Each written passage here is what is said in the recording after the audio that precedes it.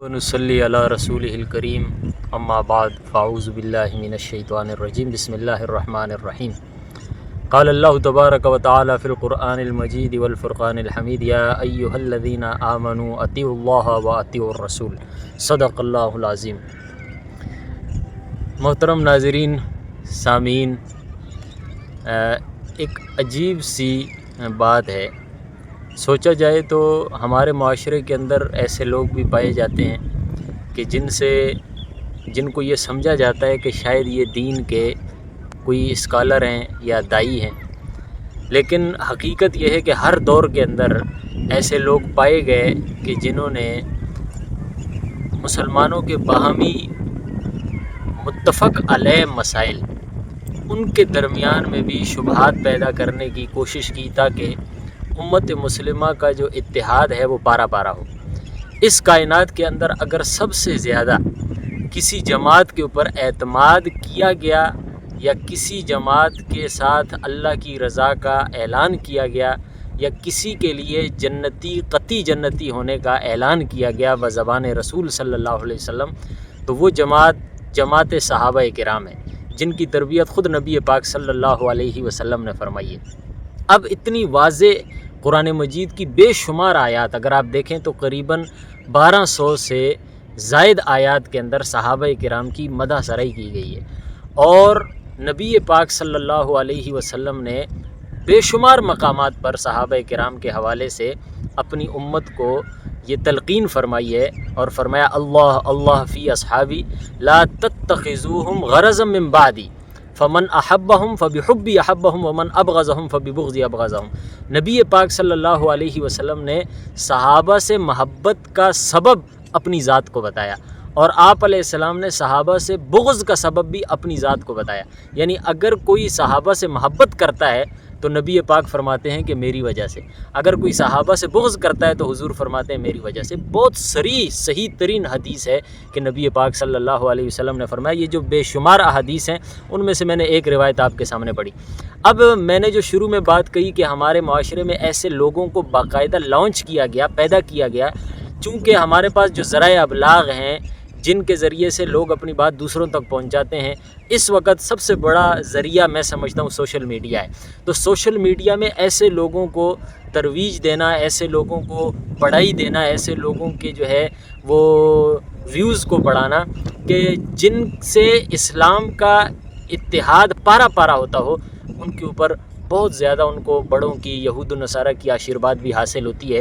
اور ان کا کام یہ ہوتا ہے کہ وہ امت کے متفق علیہ طبقے کے درمیان میں جو ہے انتشار اور اختلاف کی باتوں کو ابھار کے امت مسلمہ کو جو ہے وہ راہ راست سے ہٹانے کی اپنی ایک ناکام سی کوشش کریں۔ اب میں مرزا انجینئر صاحب جو ہے ان کو سن رہا تھا، جو ہر ایک کا نام لے کر یہ تو کہتے ہیں حافظہ اللہ تعالیٰ، اور یہ وہ جتنے ان کے یعنی ڈرامے ہیں، ڈرامے والی باتیں وہ آپ سنتے رہتے ہیں، لیکن یہ دیکھیں کہ امت کے اتحاد کو پارا پارا کرنے کے لیے کس طرح صحیح مسلم کی روایت جو ہے وہ ریحان طارق کے شو کے اندر بیٹھا ہوا،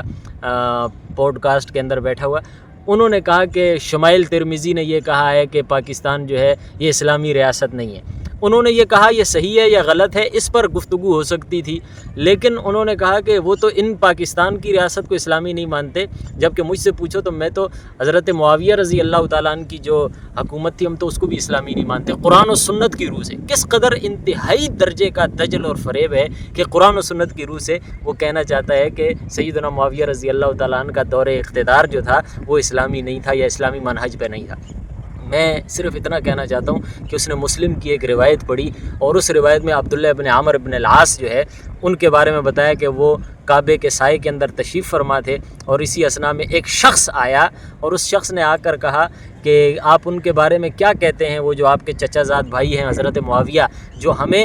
قتل کرنے کا حکم دیتے ہیں اور باطل طریقے سے جو ہے ہمیں مال ہڑپنے کا حکم دیتے ہیں۔ یہ بات اس شخص نے کہی۔ وہ شخص کون ہے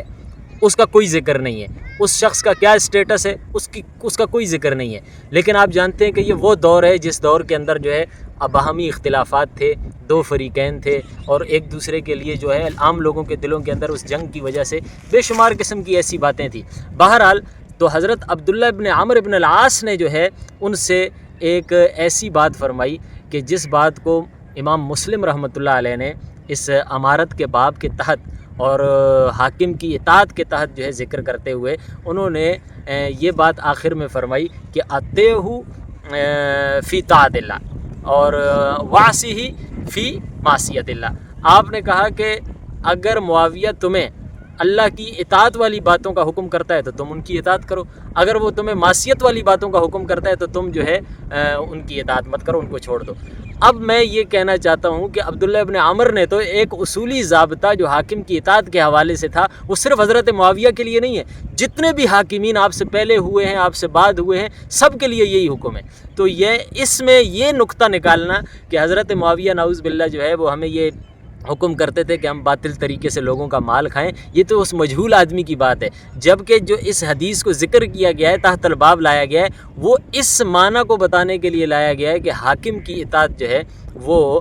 کن چیزوں میں ہے، یعنی اللہ تعالیٰ کی جو اطاعت والی باتیں ہیں ان میں حاکم کی اطاعت ہے، اور جو معصیت والی باتیں ہیں ان میں حاکم کی اطاعت نہیں ہے۔ یہ ایک اصولی ضابطہ ہے اور ہر حاکم کے لیے، اس میں حضرت معاویہ کی کوئی تخصیص نہیں ہے۔ لیکن کس قدر دجل ہے کہ حضرت معاویہ رضی اللہ تعالیٰ عنہ، یعنی جن سے محبت جو ہے، اگر میں یہ کہوں نبی پاک صلی اللہ علیہ وسلم کی زبانی کہ ان سے محبت کی وجہ رسالت مآب ہے اور ان سے بغض کی وجہ بھی رسالت مآب ہے، تو میں یہ کہنے میں حق بجانب ہوں کہ جو سیدنا معاویہ رضی اللہ تعالیٰ عنہ کا